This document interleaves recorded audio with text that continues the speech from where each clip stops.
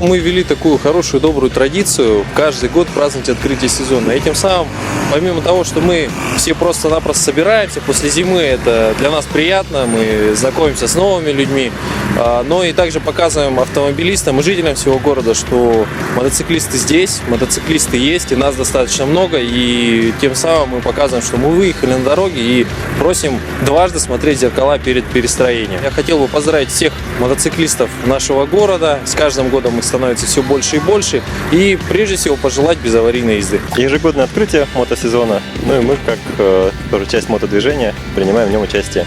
Почему именно эндуро мотоцикл? Почему именно вот ребята, допустим, вот их достаточно много у нас в городе, да?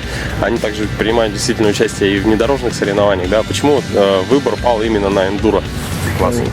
Многие со временем приходят к эндуро. На эндуро переходят многие, а обратно единицы. 12 числа собираемся на Самурай Трофи. У нас где-то 4 команды выставляется. Поздравляю всех мотоциклистов. Открываем долгожданный сезон. Зима длинная. Теперь успеваем кататься.